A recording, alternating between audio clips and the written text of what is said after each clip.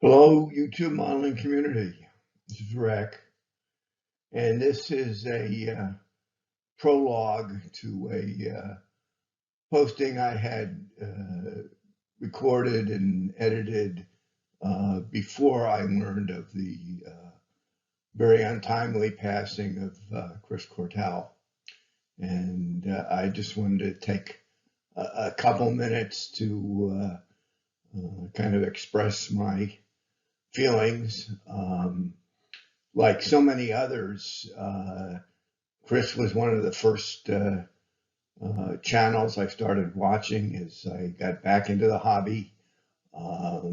He was one of the first to comment on videos that I was posting, and he was always a regular and supportive commenter. And I appreciated immensely the fact that he took the time to watch and comment. One of the work and body of work that Chris did that I really enjoyed was his work with the large scale pop culture figures. I have never really tried that genre. He had many that were really very enjoyable to watch, and learned a lot from those. And the intro videos that he would make were extremely entertaining and extremely fun to watch. So before, again, learning of his passing, I noticed the release of the Flash Gordon figure. And I had picked that up thinking about these kits that we had seen Chris build, and I will be working on that as my tribute to Chris, and be getting to that in the real near future. So, like I say, I've got another video coming up. I was recorded before I learned of Chris's passing. So stay tuned and watch that. And thanks for listening to my little expression of grief.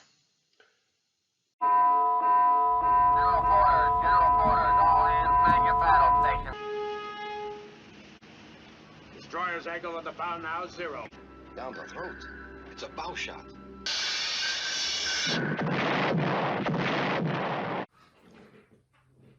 Hello, YouTube modeling community. This is Rick, and this is my entry video for the under 1K subscriber group build being sponsored by Rob at Time Machine Hobby Shop and Mike at Motor Speedway Shop. And what I'm going to be building here is the Glencoe World War I 110-foot sub chaser. It's 174 scale. This was one of my absolute favorite kits as a kid. I built this, it was either the late 50s or very early 60s.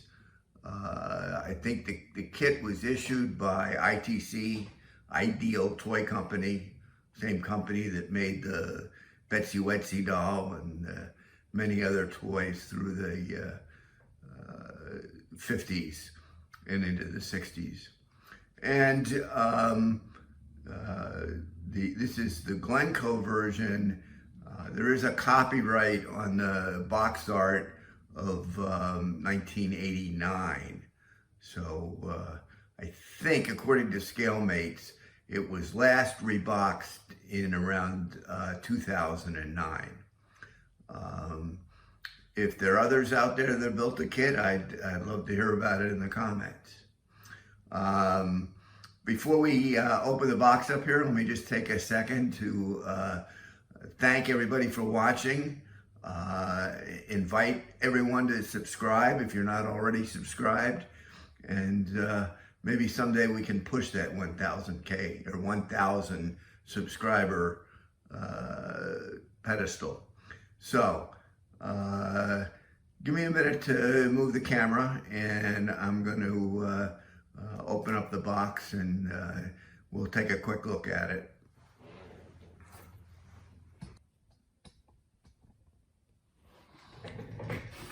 Okay, I'm back.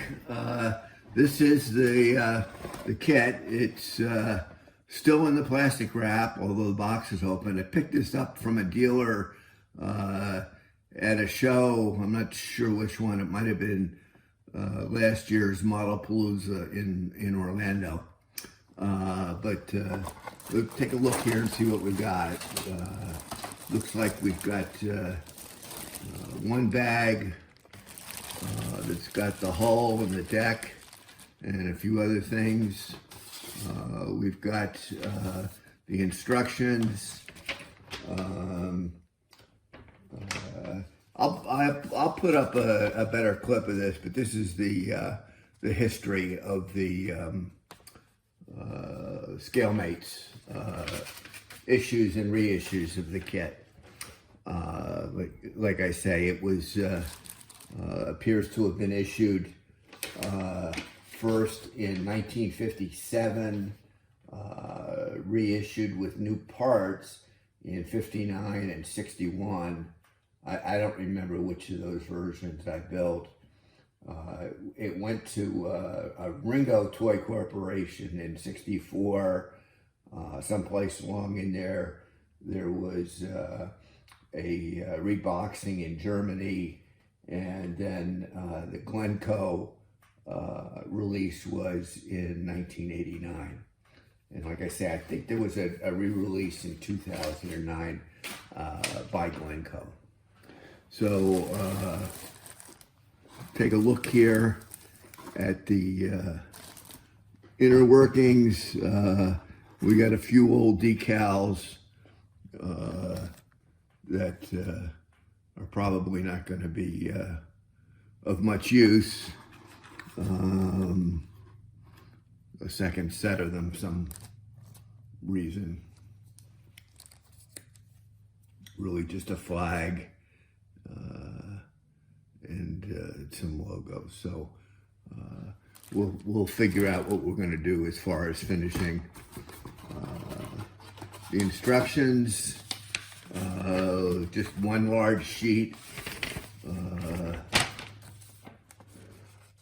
Doesn't look like it's going to be terribly complicated.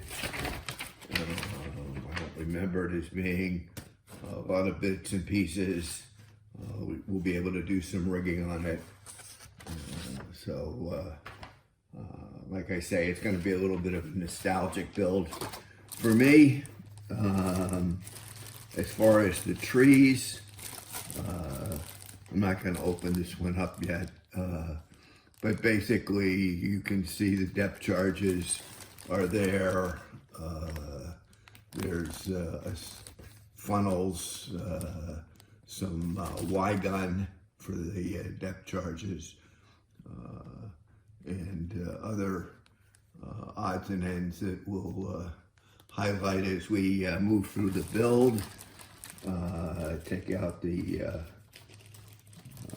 hull half here. For a kit this old, it doesn't look to be in bad detail. Doesn't appear to be a lot of flash. All of the stanchions seem to be intact. Now got one broken one there, but we can do something with that. And maybe that's intentional because it looks like the same one is missing on the other side, although there is a little stub in there, so maybe it's not exactly the same one. So, but planking detail molded in. Got a one-piece deck.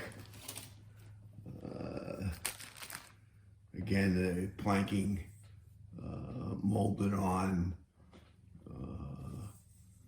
and spots for the various structural elements that will go on it. Actually, then there's upper decks above some of the structure, side structure. So again, not a terribly complicated set of pieces, and not a large number.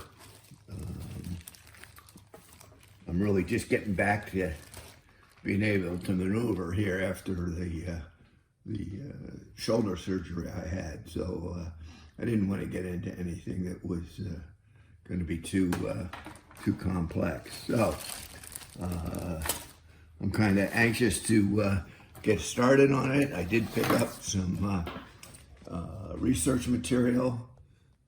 This is one of the squadron signal resource books on the 110-foot subchasers. Taking a little look in here at a variety of pictures of construction, wheelhouse, underway pictures. Talks about a few of the variations over the years. In particular, 96 was a class SC-1, Subchaser 1, from World War I. And another great source for a lot of ship modeling is the NavSource photo index.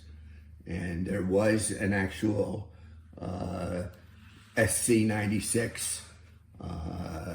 We've got one picture of it, and also the source has a picture of one of the original ITC box art. So I can show you that here. And so we'll keep everybody updated. Once more, thanks for watching. Thanks to Rob and Mike for hosting this group build. And we'll be talking to everybody.